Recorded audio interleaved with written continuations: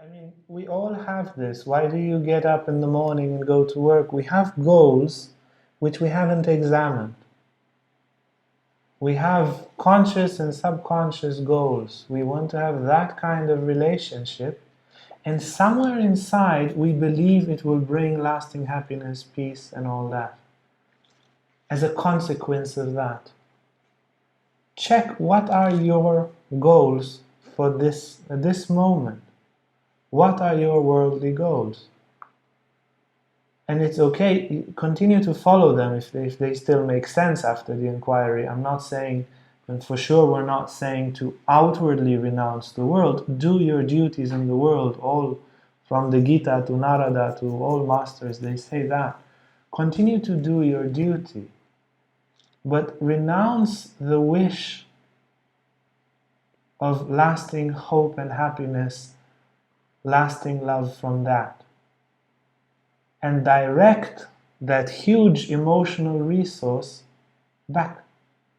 So, to give you one example, you work 10 years to start a company with something that you believe in and so forth.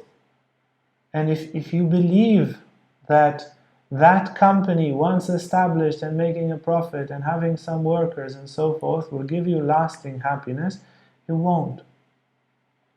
It just won't, nor lasting meaning. Even if it all works exactly according to plan. Yeah, you see this so many in biographies of successful people. There's this moment of sobering. I put 10 years in this, I didn't sleep in the night enough for 10 years, now it's accomplished and I feel a bit empty inside. Right, because it was not, it's just you ask for it something that it can't promise. It gives you some income, some fame, some praise from other people. Wow, it's not very much for what you can do as a human being. Yeah, it is good to understand that there's basically just one problem, which is this problem of illusion, that we confuse things to be something that they are not. And then from that derives whatever your individual way of doing that is. And especially on the Tantric path, there remains a temptation to believe that for the Tantric is an exception. The Tantric doesn't renounce. The Tantric is the biggest renouncer of all. Is there in the middle of the action with full erection, and I don't know what amazing love-making skills you have there. Completely detached. When it's accomplished, of course, on the way we make 5,000 mistakes, fine. But the point is to understand what is the end goal. Because very often the ego mind will become very content in the process and be like, well, look at me, I'm having orgasms. Good for you. Oh, look at me, I'm having cosmic orgasms. Wonderful. Let it point to where it's supposed to go. To the unification of the creature with the creator. That's the whole point.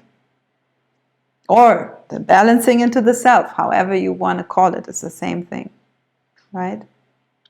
So this is the fundamental misunderstanding is that. And then it comes out in 1,000 different ways. As lust and attachment and desires like that, and superficialities and suffering and thousands of things and thousands of areas and thousands of stuff. But it boils down to the same thing. It's a fundamental confusion of what is what. And a hope that maybe for us is an exception. Of course God will love you through all of this. But are you seeking enlightenment? Are you seeking liberation? Then something completely different is on the menu. And yeah, that is also means also facing. You cannot fake this, of course. It means facing. Well, but I am so attached to this idea that I must have a functioning business. All right, then put your nose into it. Meditate upon it. Try it out if you have to. Look at it, but be real about it. Have a passion of finding what is behind, right? That is the idea. You are so crazy about boobs and butts or whatever you like, Well, look into it. What is that about? What are the deeper needs of that? Is it going to hold the promise that you are looking for, the happily ever after? No, because that butt is going to get wrinkly, and that boob is going to get wrinkly too. And then eventually, after you had 10,000 millions of boobs and butts, you might feel yourself a little bit wrinkly and think, okay, so what's next? What's happening next? That is the problem. The problem is what is happening next? What will hopefully fulfill me next? What thought, this is how thoughts arise, by the way, what thought is going to make me hope for the next thing that is going to bring lasting happiness? It's the recipe for total misery. Buddhism talks about nothing else, basically. So that's the problem. And then the solution is, okay, let me reconsider my worldview. That's basically all we are saying.